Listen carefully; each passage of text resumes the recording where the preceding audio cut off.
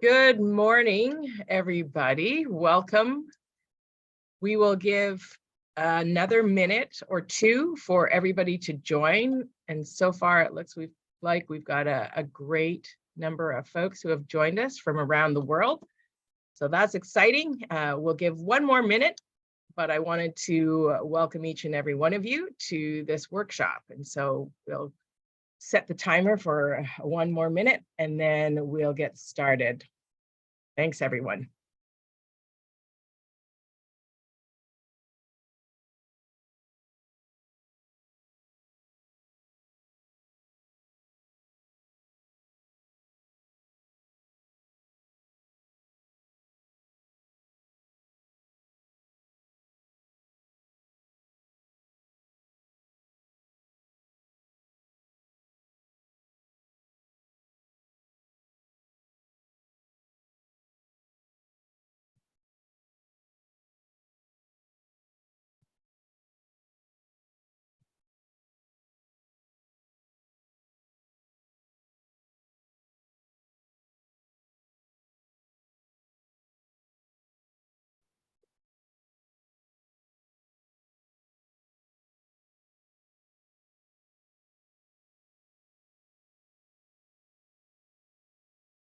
Okay, are we ready, everybody?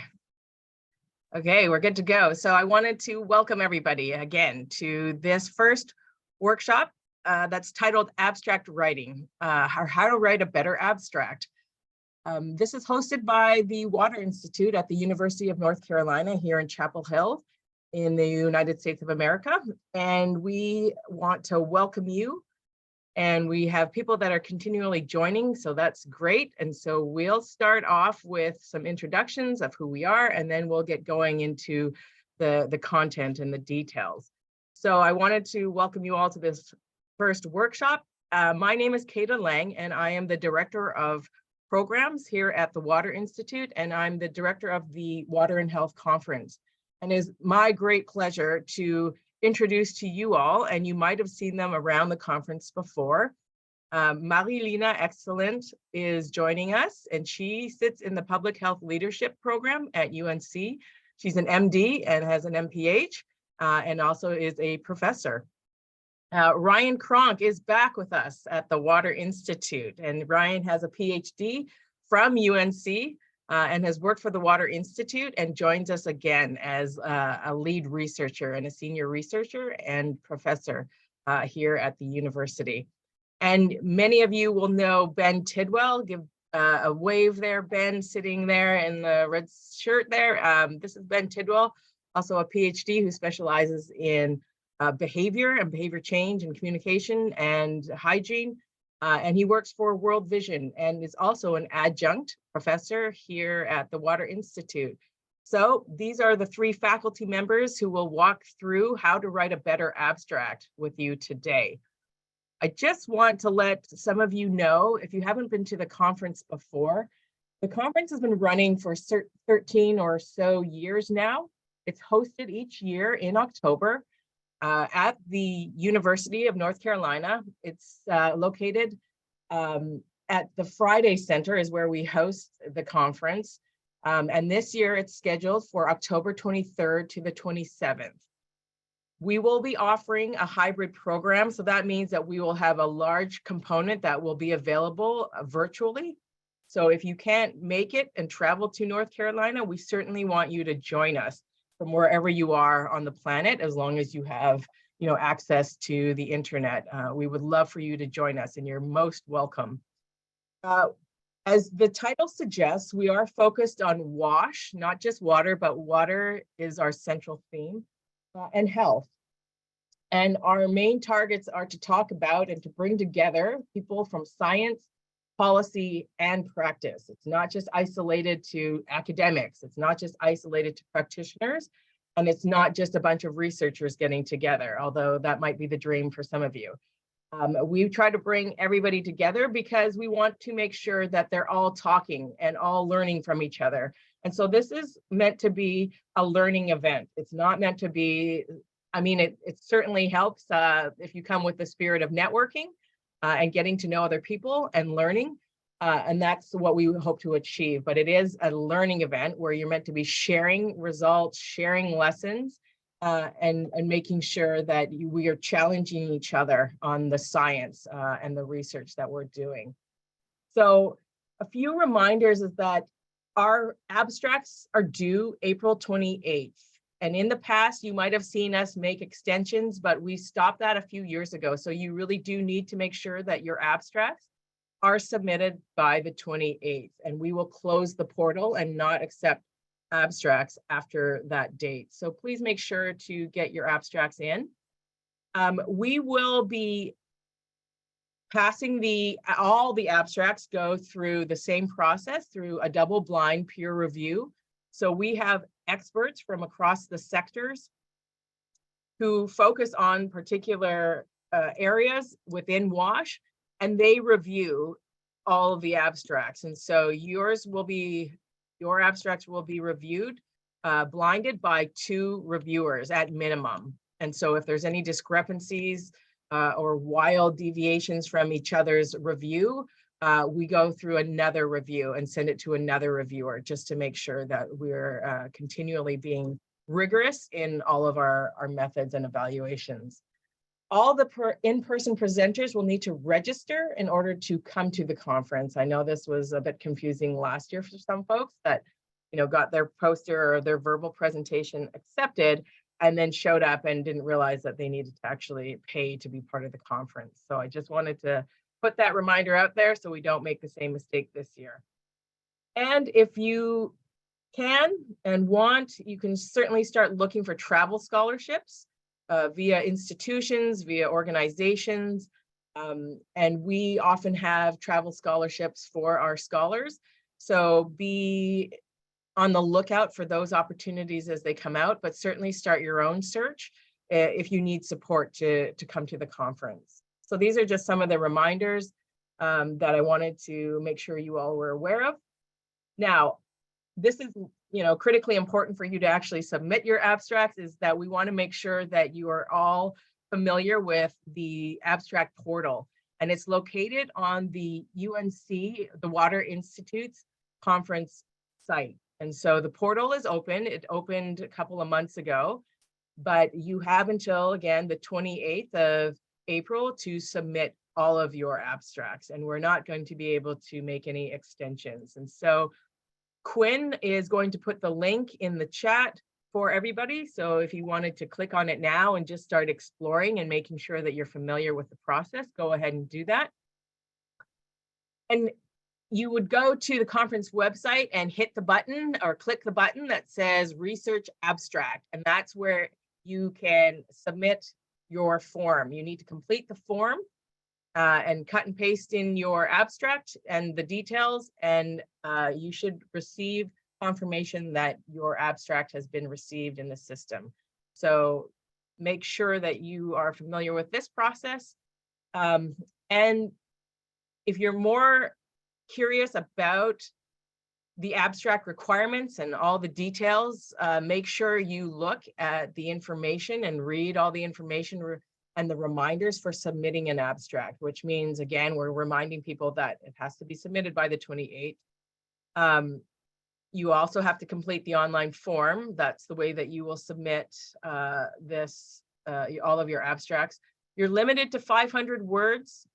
The title of your abstract is limited to 15 words, and we'll talk through some of those tips and tricks on how to make sure that you keep the word count. And make sure you're familiar with all those things that ensures that you have a better chance, right? Like none of this guarantees that you're going to be ranked high in the process, but these are all tips and tricks to make sure that we set you up for success as best as we can. And so that's our hope and dream, is we designed this particular webinar and workshop to make sure that all of you have an equal chance and that you are all prepared and well organized to submit a high ranking abstract for this year's conference. Let's move on to the next slide. And again, where can you find example abstracts? So in past conferences, we have listed the top 20 abstract winners. So go ahead and take a look at other examples from previous years. I just want to remind everybody that you cannot plagiarize. That's not proper, but you can certainly get examples of how to structure a high-ranking abstract and stylistically what successful abstract rankers have done in the past. So there's some, supporting documentation for you all, and we encourage you and point you all to the Water and Health website. And now, without further ado, I'm going to pass things over to Marilena, Dr. Excellent, to talk to you all and sort of walk you through the general format and how to write an abstract. So over to you, Dr. Excellent. Thank you very much, Keita. Now we're going to briefly cover what the structure of an abstract is all about. Next slide, please. So there are 4 main sections of an abstract: the background, the context, the methodology, the results, and the conclusions. And we're going to talk a little bit about each of those. Next slide, please. For the background is basically the place where you will explain the rationale for your research or your study, and you will provide some background information or context information and establish the motivation of your research and present the objective of that research. Typically, in 1 or 2 sentences, you should be able to concisely introduce the big picture of the problem that you're trying to address, and also identify the knowledge gaps in 1 sentence, if not less, and also give your research objective. So typically, after reading the background of your abstract, we should have a big picture of what to expect next. Next slide, please. The second section is about the method section. So it's where you will basically give an overview of your design and also the research methods that you use. For example, you will have the opportunity to describe, was it a randomized control trial, RCT that you did, or was it a lab-based study, modeling study, whichever you used. And also it's important to include details such as the sample size, the study location or context, the duration of your study, the analytics method, and the outcome measure, and among other key details. The methodology of your abstract section is very meat of your abstract. So please take the time to actually convey what you actually done in your work. Next slide, please. So you might want to consider answering those questions in your methodology section. So what were the activities that were conducted and when and by whom? So it's basically like a logic model. And when was the data collected and was the design? We would want to answer questions about, did you collect pre and post intervention data? And did you also include demographic data, location, water quality tests, if you run those, and observation of behavior? So those kind of key information will be nice to include in your methodology. What kind of data was collected? Was it qualitative data, quantitative, or mixed method? And also, did you administer survey or lead focus group discussions? So also, if you run any analytics test, so statistical test, it will be, if you did some analysis, so it will be good to also emphasize those tests when they were performed and what test was performed or what approach you use. Next slide, please. Now, the third section of your abstract is about the results. In that section, we hope that you will summarize concisely and in a compelling way the main research results. So if you do not have enough space to include all the findings, it's okay.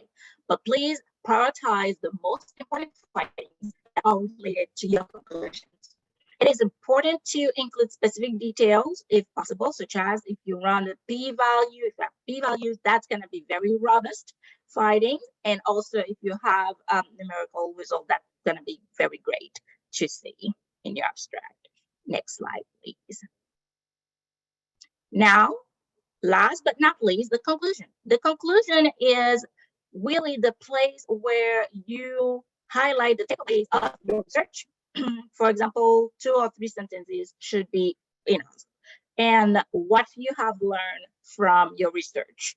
But please avoid broad claim or broad statement that aren't supported by your results. It's important that in the conclusion, there's no introduction of new information. It should be consistent with your methodology, your results. So I think this is the 4th section that we have covered. Now we're gonna just pause and check if you have questions about the big picture of abstract, the part that Kata and myself just presented.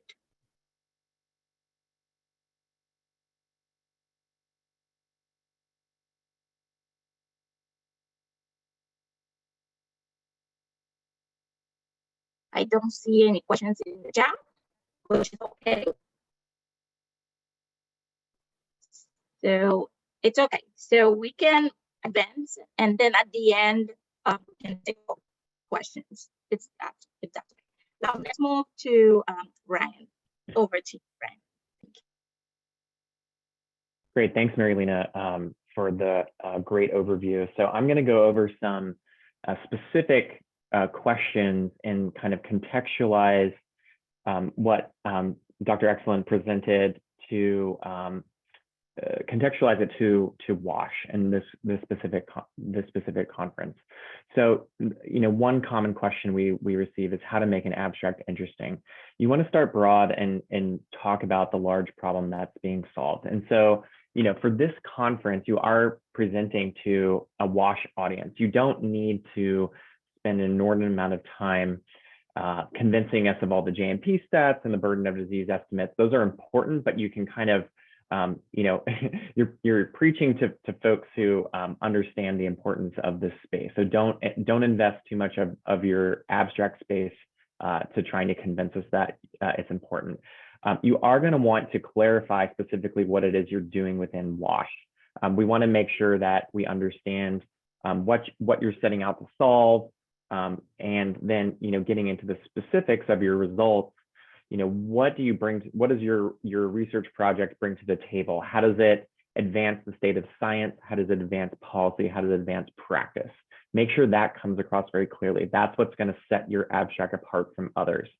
And finally, in the sort of conclusion section, you want to go broad again and talk about the implications of your work. How does this again influence policy, programming, practice? What are why should people care about what it is you've done? Next slide, please.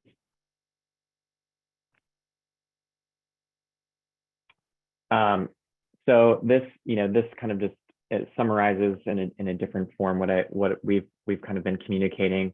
You want to write the introduction and methods as is kind of spelled out in the abstract guidelines and instructions. If you're writing a work that's in progress, you want to present preliminary results that will allow the reviewers to understand whether the project will be finished in time by the conference. It's okay to present work that you're still, maybe wrapping up data collection or you're still writing it up, but you need to give as much information as possible so that the abstract reviewers can kind of judge and evaluate your work appropriately. And then in the conclusion section for a work in progress, you want to highlight any preliminary findings and suggest what you might expect your results will allow you to make conclusions about, again, in terms of WASH science policy, programming, and practice. Next slide, please. So thanks to all of you who submitted questions in advance. I'm going to try to answer all the questions that were submitted. So this first question asks, when submitting an abstract, how much is too much theory and how much is not enough empirical results? So that question, it really depends. When it comes to theory, for example, if you're doing qualitative research and you are adapting a method that's not, say, a method or a theory or framework that's not widely used in WASH, you might need to spend some time explaining that. I would definitely recommend that you invest enough space into your sort of qualitative or quantitative results. Those are going to be the things that are going to really set your abstract apart at this conference. The next question is, after complying with the editorial guidelines, how would a novice writer make the abstract interesting to make sure it gets accepted? So that again links back to what we've said previously. Focusing on what's new and interesting, specifically in the WASH space. You don't want to just have another study that did the same thing that's already been done a dozen times. Again, tell us what's interesting about the work, and make sure that comes across very clearly, that about what your work sets apart differently. How do you suggest tailoring our abstracts to this audience? Again, this is a WASH conference. You can write to that context. Every reviewer is going to have expertise in WASH, so you don't have to write to say, as if you're communicating to maybe someone who works broadly in environmental health but doesn't have sort of the international context, or say an environmental engineer who maybe has never worked outside of the United States. The abstract reviewers will understand what you're doing. The next question is, when writing an abstract, do you have to use the full name of a pathogen that you're researching on, or do you still use only the abbreviations? So it's in general good practice, whether you're using a pathogen or say an acronym, to always spell out the first instance of what it means. So in this example that's provided, the first instance of you using Mycobacterium tuberculosis, you would spell that out and then add in parentheses MTB. You can then subsequent references to MTB, you can just use that acronym because your reader will understand, but don't assume that everyone's going to understand the acronym that you're using. Next slide, please. So what is the basis for a decision for a verbal poster presentation? So it's all based on score. As Kata mentioned at the beginning, these are double blind reviewed every abstract, and you're assigned a score based on a number of criteria, which are kind of laid out on the website. If there's any serious discrepancies, it goes through a third reviewer to kind of mediate any potential conflicts. And then the highest rated abstracts are accepted for verbal. And then the remainder of the abstracts that we have spots available are accepted for a poster presentation. So that's the exceptions would be if you prefer a poster presentation and say but you otherwise qualified for a verbal, you can be accepted as a poster presentation instead. The next question, is there a fee to pay for presenting? So all the fees and the cost per organization and where you're coming from are all available on the website. There is no fee to present. However, if you are presenting in person, you do have to register. So there is a fee. If you're presenting virtually, there is no fee to present. Next question is, can there be a group presentation? The answer is no. It's logistically too challenging to do.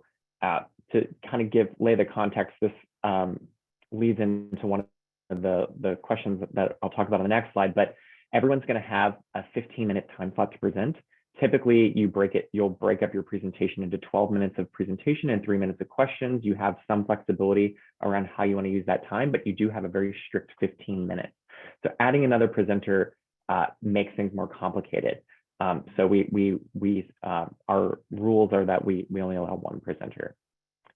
Good. Next question is, should the presenter necessarily be the lead author of the abstract? Also, for co-authored papers or abstracts, what modalities exist for the presentation?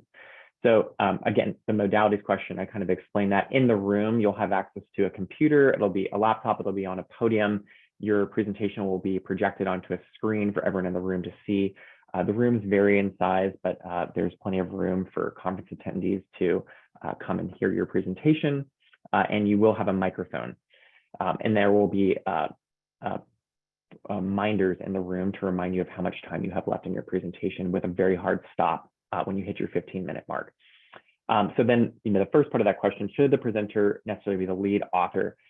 No, whoever submits the abstract is sort of our point person for whom we'll communicate. We would recommend that whomever is planning on presenting the work should be the one submitting. So that could either be a co-author or the first author. We don't allow folks who are not part of the abstract to present the work. That's the only rule. So here's some kind of quick notes we wanted to make sure came across really clear. As I mentioned, you have to be a first or co-author to present, and we will only be communicating with the abstract submitter. So it's the responsibility of whomever on your team, research team, submits the abstract to communicate with everyone else on your team on the status of your abstract. We will make sure we're communicating with you in a timely fashion, but it's up to you to kind of, again, relay that information to your co-authors. Again, as I mentioned, we recommend that the person who's most likely to submit or present should also submit the abstract. That will just make the communications, I think, a lot clearer. And then we do not have any, the conference does not have specific rules on co-authorship, but we would recommend that you use and refer to widely available guidelines on what constitutes a co-author versus, say, a contributor, or someone who would be mentioned in the acknowledgement sections of a paper. So one such criteria that I always recommend is the ICMJE criteria. It spells out very clearly what constitutes authorship. So please, if you have a moment before you submit, take a look at those guidelines. Next slide, please. Another question that was submitted was around titles. What's the best way to come up with a title? So the title is perhaps, or most people would say, is the most important part of your research project, especially once you get to the point of publishing. Most people only read the title, and some people read the abstract. Not many people will read the full paper. So you want to make sure that you're communicating very clearly what it is you're doing. So I always recommend to people to iterate. Draft something and then revise it. Draft something, revise it. Have your co-authors review it. Have someone who's not in WASH review it. Does it make sense to someone who, say, maybe has a science background, but otherwise is not familiar with the WASH field? You want to make sure that your title clearly conveys what it is you're doing. It needs to be succinct. You only have 15 words. And does it communicate the main topic of your study? There's a number of different ways you can structure this. 3 common ways that people do it is to, one, state in the title the main finding of your project. For example, you might say governance factors are significantly associated with increased access to safely managed drinking water. That might be the main finding from your paper, and you just go ahead and you give away your punchline in the title. That might draw some people to your talk. Another way is to frame it as a question. You can say, what governance factors influence increased coverage of safely managed drinking water? You can leave your audience in suspense, and they'll have to come to find out if your study demonstrated that was in fact true. And the third would be to kind of talk more declaratively and just describe what it is you're going to do. What are the factors linking governance and safely managed drinking water, for example. So some people also like to use puns. It's up to you to be creative on how you want to structure your title. Next question: how to make sure I've given relevant and the most important results. Again, we kind of discussed this, but there's several ways to do this. But again, you want to look at similar research. How does your study differentiate from what other people have done? What are you bringing to the table? What's new? How did you advance knowledge in your topic of interest? The next question: what are the main factors for successful abstracts, and what are the common reasons abstracts are not accepted? Again, there's the criteria available on the website. They are scored. Common things, if it's not well written, that's what we hope this webinar will help with, is to help you write a clearer and better abstract to kind of improve your score on that front. Another reason would be if the science is not solid, if you don't use appropriate methods, or we deem, the reviewers deem that it's not scientifically valid or something like that. Or if it's not novel enough. Oftentimes, it might be a really well-written abstract, but it doesn't really bring much new to the table that we don't think the conference participants will sort of learn from, so that it might get rated a little bit lower. This actually links to, I think this is one of our last questions, or maybe there's one more slide. In the abstract, how do we show the direct versus catalyzed impact of our initiative? So there's a number of different ways to answer this, but one way is to make sure, and Mary Lena mentioned this, make sure you're characterizing your results appropriately to the method and approach that you set out to do. For example, if you're doing a formative qualitative research study where you're doing observations and your results claim that there were improved health impacts from this work, we're going to question that, especially if you didn't use, say, an impact evaluation approach. So make sure that you're characterizing your results and using appropriate language to frame what it is you did. There's nothing wrong with qualitative formative research. There's so many important questions that can be answered by that, but we just don't want to over characterize what it is you're doing. Another important different thing to differentiate is perhaps in your conclusion, you might want to, for example, let's say you did a drinking water quality monitoring study, and this was a cross-sectional descriptive study, and you collected data on drinking water quality exposures. That's really great work. That's awesome. That doesn't, because it's again an observational study, that doesn't necessarily demonstrate impact because there was, let's say you didn't have an intervention, but you may want to say that these results were important, and 15 of 16 district water officials read these results and applied it to their programming. If you have data that show that, then that's important, and say that in your conclusions. That's not an impact, but you can state how your work influenced policy, programming, and practice if you have that information available. We'd like to know that. That would be useful. Next slide, please. So I'm interested in learning how to write outstanding abstracts using secondary data or open data sources. That's great. Writing abstracts or secondary data is the same. There's a lot of really important lessons that can be learned by mining publicly available data. There's billions of dollars spent on this every year. Please, if you have interesting questions that can be explored, submit that. The structure is the same. Not everyone that's submitting to the conference is submitting randomized controlled trials and impact evaluations, huge intervention studies. Many are descriptive and formative, and these are important for advancing the science. So please feel free to submit and follow the same instructions. The next question is, I'm planning on submitting an abstract on a rapid review, but I wanted to see how abstracts for literature reviews versus systematic reviews are typically done, and is there a preferred format for this style of abstract? Again, you need to follow the abstract criteria that's laid out on the conference website. Use that to structure your abstract. Rapid reviews, you still need to demonstrate a method. What was the method for doing the rapid review? You still had to go search for studies, et cetera. Just again, in the method section, you might not have used the Prisma diagram and machine learning tools to do title abstract screening as you would in a systematic review, but you can convey that. For literature reviews, it's important to in your results, you're going to want to synthesize what it is you found. That's an important thing. You don't want to just kind of data dump a bunch of random facts that you found from your review. Why is your review synthesizing a research topic, and how is that going to help other researchers identify gaps?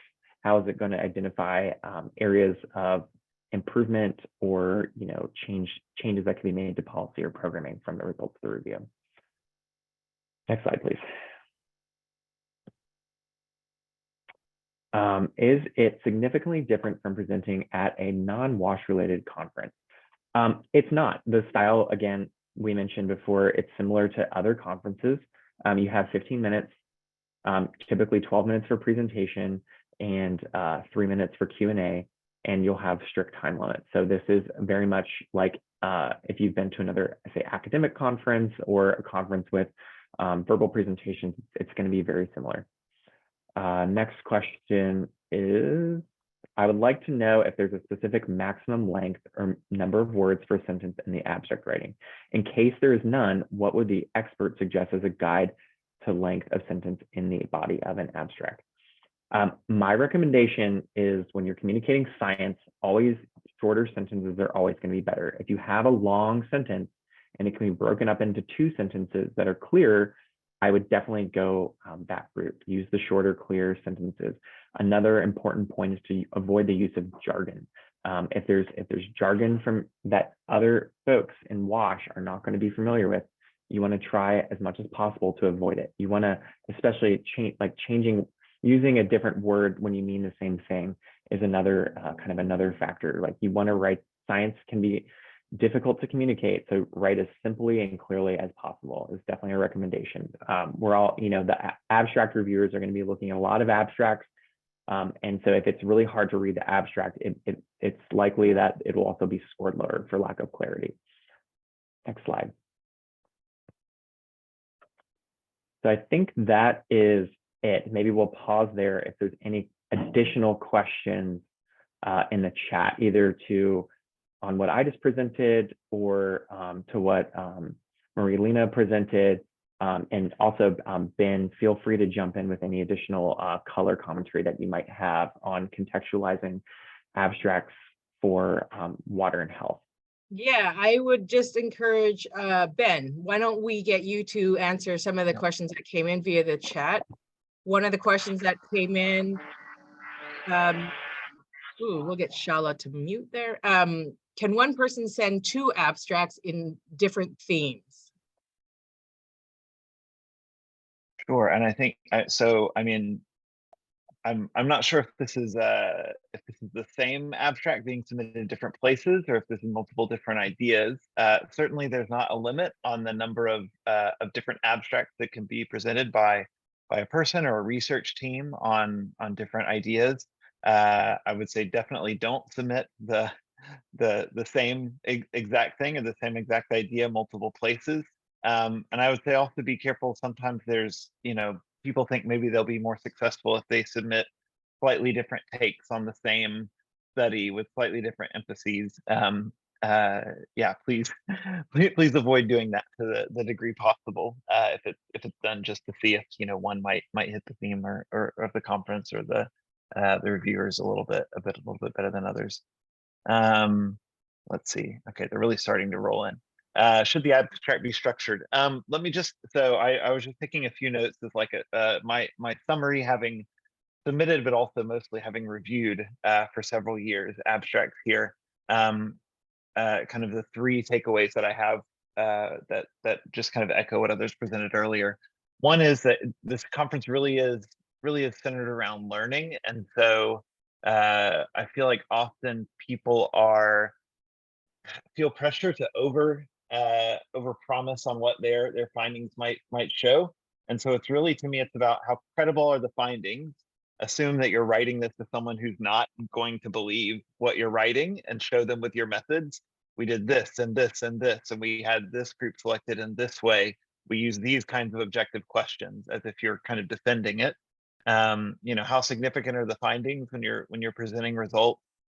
Be as clear as you possibly can. People will know, if you say we increased hand washing by 5 percentage points, people will know like a bit contextually how that fits in the literature. And so don't spend too long, there's not a discussion section, you're not talking about those sorts of things.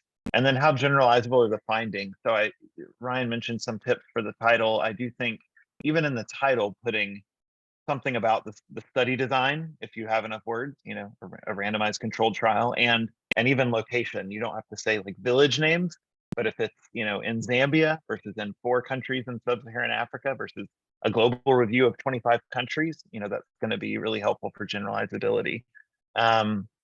And so, in this case, someone asked or mentioned earlier about making the abstract, I don't know, riveting wasn't the word they used, but that idea of how to make it really strong. And I think, don't overly, people love puns and titles.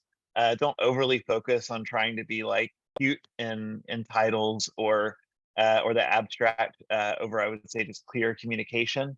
Yeah, try to make it so that someone who is in this sector and really would like to find a credible result that would help improve practice can see from your abstract that that's what you have. I would say the only exception to that is maybe in the title. When you're seeing title, you're going to see the titles of all the different presentations, and people on the day are going to be choosing which sessions to go to. Don't make puns that aren't actually informative just for the sake of making puns, but to the degree that you can make them sound interesting. Definitely do that. Let's see. And then, yeah, the point to this abstract being structured, as a reviewer, you're looking at a number of these, you know, at a time and trying to discern, you know, what details have been included, what details have not been included. A structured abstract is incredibly helpful for people to be able to pull out when you've started on methods and started on results. Yeah, I would highly recommend it, though, you know, of course it's not required, or, you know, you can still review it if not, but really I think there's a distinction is between, you know, what is, you know, sort of correct or incorrect in an abstract in terms of like reporting the science, and then what is helping the reviewer to find the key bits that they're trying to find to know that the presentation is going to be good and informative. So to that, I would say, yeah, structured abstracts, clear, concise writing are really helpful. I don't want to be the only one to answer any of these questions. I'll maybe just answer one or two more of these, and then others can come in on ones. Yeah, so there's a question from, oh, chat's kind of scrolling, from Imam Hussein about submitting an abstract on an ongoing study which has not found a significant result yet. I would say a majority, not all, but a majority of the abstracts I've submitted have been for studies that at least don't have final results.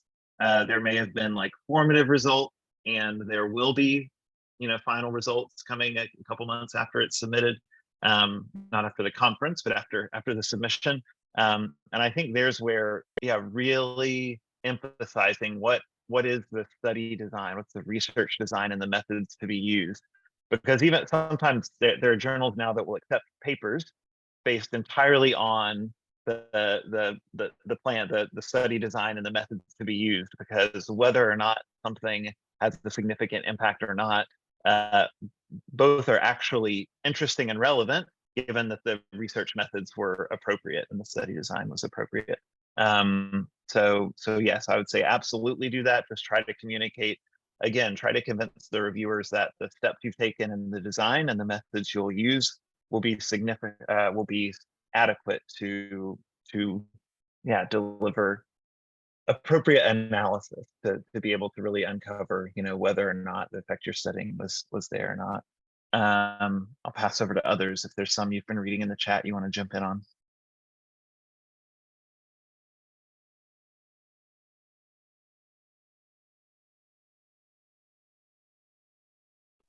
I think there's a question about, is the abstract going to be published, and what is the maximum word count for the abstract? So the answer is yes. The accepted abstract will be published in the conference book, and the word count maximum is 500, and then for the title is 15 words.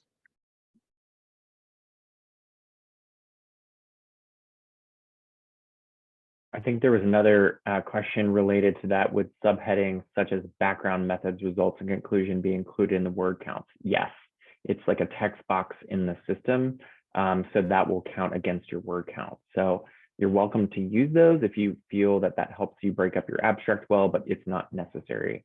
Again, I would recommend looking at the abstract booklets from last year that was shared to look for examples on how you can write your abstract and also follow the guidelines set out by the conference. Another question was, are review papers eligible for presentation at the conference? Yes, they are. Again, you need to make sure that you are, it still needs to be very clearly communicated what it is you're setting out to do and why your review paper is important. So, but we have had review papers accepted in conferences past, and some of those have been just literature reviews or critical reviews. Some are systematic reviews, some are systematic reviews and meta-analyses. So there's obviously a number of different ways that you can do a review. I had one question come in directly that I'll also pass over to other presenters as well, that's for their opinions. I don't know if there's a formal response to this, but someone asked about if their abstract, which had been submitted, could then be edited before either publication or presentation. I'll let others talk about the publication bit, but you know, I'll talk in terms of presentation. There's been occasions in the past where either some preliminary results were presented in the submission, and then either additional data came in or additional analysis was done and changed those. I'd say, of course, I think we want to see the most up-to-date numbers and the most credible numbers, and so I wouldn't worry at all about that. I would, as you start to deviate more and more, is where I would probably go through a couple of different steps. So, if you thought you were going to get quantitative results in an abstract, and it turns out, say, I don't know, COVID happens, and then you're not, as you start to deviate from just like slight reanalyses or something like that, I would reach out to the conference organizers to give them a heads up. It may be no big deal, but it may also be, at some point you're talking about a different abstract than what was submitted. And so I would say just be in communication there. I would say just, don't show up on the day and be like, well, actually, I said I was gonna present on this thing, but I'm gonna do this thing instead. That will not go over very well with attendees or organizers or anything. But yeah, on the more formal aspect of that, I don't know if Kate or others have feedback.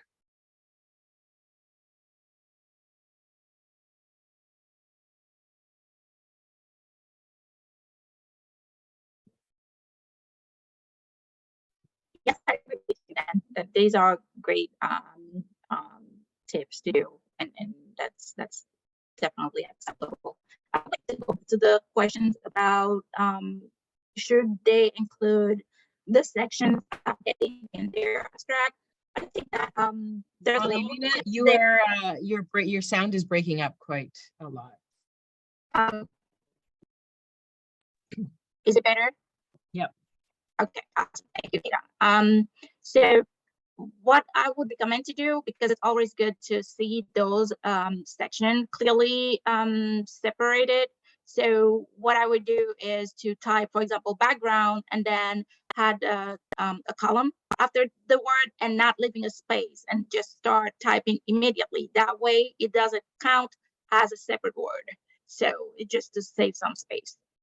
But I think it will be very helpful to have those sections clearly identified. So, thank you. Great. And so we have about 10 minutes left on this webinar. And for all of you who are still with us, there's about 40 of you. We are curious to know where you're from. And so I had told people, we don't need to have 200 responses, but since there's 40 of you, it would be great if you would all type in where you're joining us from today, just so we get a sense of where we're all coming from. So if you wouldn't mind in the chat, just letting us know. Islamabad, lovely. Glasgow, Nepal, Bangladesh, Florida, Nigeria, Raleigh, just down the road, Ghana, lovely, welcome. South Dakota, welcome, David. India, lovely to have you all here. That's fantastic. So as you can see on the screen right at the moment, we have a couple of services that we want to offer everybody and that you know about. We have a limited number of positions or slots, as we call them, for people who join today's workshop or webinar. So if you are interested in receiving some personalized support, and if you are a first-time abstract submitter, so again, this isn't for our veterans who've ranked in the top 20 each year. This is for individuals whose first time will be submitting to this conference. We will prioritize you if you need some specialized assistance. If you do want this assistance, we ask that you submit the request by April 10th. And we've got the link there. There was a question earlier about whether or not we will share the recording for today's workshop, and we will. So make sure that you go to the Water Institute's website, and there you will find, if you joined us later in this particular webinar, you can go and find all the information there. So that's where you will find the abstract portal, where you will fill out the form and submit your abstract. All the details and the requirements and tips and tricks for how to write a better abstract will be there, and supporting material like this webinar will be put there so you can access it beyond today. And then I also wanted to let you folks know that just because you participated today doesn't guarantee that you're going to be flagged in our system. Again, we have reviewers who will independently review all the abstracts, and so we're not going to be able to influence whether or not your participation here guarantees your spot as a presenter. I wanted to let you all know that this is a highly competitive process. So we receive, over 400, over 500 abstracts each year that go through the review process. And we only typically are able to select the top 60 for verbal presentations. And then we have another 100 to 120 positions for posters. So it is highly competitive, which means that maybe 1 in 4 of the abstracts that get submitted gets ranked enough to be offered a presentation position. And so Ryan, as he was describing some of the format of how you would present in a verbal, posters are presented at a poster session each day, and we rotate out the posters. So you will only have the ability to present for 1 day if you are accepted, and then you'll be required to take your poster down, and you'll stand by your poster and be able to personally describe and interact with all the conference participants during the poster session. So I just wanted to let you know if you were sort of curious about what the difference between a verbal presentation and a poster presentation is. So all I can keep doing is making sure that I point you all back to the conference website. And certainly you're going to have to go to the conference website if you want to submit an abstract. So definitely get familiar with it. I also wanted to let you all know that we're partnered again with the consortium that is focused on finding top abstracts and top research and researchers focused on sanitation workers. So if you have an abstract and you would like to submit it and be considered for that award, then I would definitely make sure that on the form you indicate that you want to, that yours is relevant for the sanitation workers award. And we would be able to include yours in the review for that particular initiative.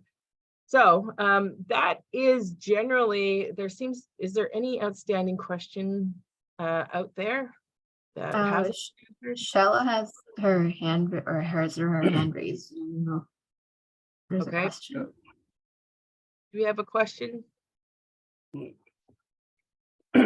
I am Mr. Habibur Talukdar. I am speaking from Bangladesh. I have one question that I have submitted an abstract for this conference, but abstract is does not allow, but we attend the conference as a guest. There is any scope, please express it, discuss it. As a guest, as a delegate, we attended the conference. When the abstract does not accept in your conference. Sure, I'm going to have to get somebody to help me. Can you ask your question again? So let me see if I got the question correctly. It seems that they have presented, they have made a presentation somewhere else, and they wonder if the abstract could be submitted to the conference, to the water conference. Is that the question, Abibur? Yes, I am so much interested to attend the conference, but the abstract is not accept. If the abstract does not accept for a conference, so there is any scope to attend the conference as a delegate, and we bear all cost. Personally, we bear all cost, applied accommodation, and stay 3 or 4 days in Yeah, good question. America. Of course, if your abstract is not accepted, you are always welcome to attend the conference anyway. If you have limitations with being able to cover the cost of attending the conference, we made the recommendation early in the webinar, but we encourage people to start looking for travel scholarships immediately. Just because it takes time to find them, to process and to meet criteria and find opportunities. So go ahead and start looking for travel scholarships. The conference, depending on our sponsorship level, some of our sponsors will fund people to come to the conference based on their acceptance of presentation of an abstract. Yes. But that takes time, and that you'll have to wait to find out. And so that's why I would encourage you to start looking now, because if you're not highly ranked, you aren't going to be on the priority. So it's the top ranked folks that, they want to make sure get to the conference. And so the opportunities typically go to those folks first. But definitely start looking for opportunities, and everybody is welcome to the conference. And it's not just an academic conference. So you will definitely benefit from meeting other academics and researchers, but you'll also meet policymakers and practitioners and government representatives. And so that's the great thing about the conference, is that we all sort of are under one roof, and we're bringing multiple perspectives. And so, yeah, I hope that answers your question. Shala, did you have a question? Yes. My name is Shala. I'm talking from Iran. Ryan, thanks a lot for the presentation. Oh. I think you're You are muted. muted, Shala. Yeah, sorry. Yeah, can you hear me? Yes. Yeah. First of all, I say, Ryan, thanks a lot for presentation. My question is, if an abstract will be accepted, but the methodology is not successful, I mean, 100 successful. For me, for example, I'm not going to explain it more, but I have done so many methodology to success and to find out a goal for sanitation, of water sanitation. But due to some problem, I'm not successful. I would like to present all these methodology that I have used to prepare such an abstract. Is that acceptable?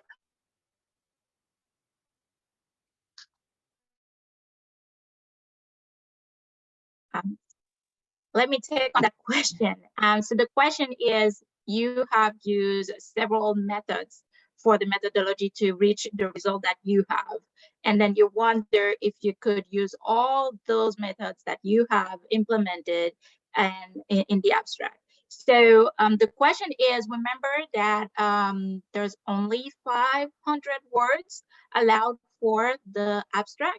And if you use too much of that word count for the methodology, the results, the background, and the conclusion section might suffer, and that would not make your abstract competitive. So the recommendation is try to highlight the most important methods of your research or study, and then convey that in the abstract. Remember, an abstract is a big picture, a snapshot, and it has to be compelling to the point that after reviewing your abstract, the reviewer say, oh, I want to learn more. I want to hear more. So it's not all the details that we want, but we want the highlights to be there. Hope it Great, helps. thanks a lot. Thanks a lot. Okay, great. So I hope today's webinar was helpful. I hope you were all planning to submit an abstract. I hope that you will consider coming and making the effort to come to the conference in person. If you are not able to join us in person, then certainly join us online. We want you a part of this community. We want you to succeed. we are holding webinars like this to set you up to succeed and to help you rank higher so that you improve your chances of coming to the conference. So again, I'm going to point you all to the website and let you know that you can find more information there. And if you're interested in personal assistance and support, then please submit the form and we'll respond to you. And again, we have limited positions, so we will prioritize those folks that we can sort of work one-on-one with. But again, we can't fix your research. What we can do is help you write a better abstract. So that's the hope and dream for us. And again, welcome. Thank you for attending today's webinar. We look forward to seeing you soon. Stay safe, stay healthy, and we look forward to seeing you in Chapel Hill in October. And let us know if you have any questions. We're happy to stay in touch with you. So thanks, Ryan, Marilena, and Ben, as well as Quinn and Manal, for helping to host today. And we wish you a fantastic Tuesday, everybody.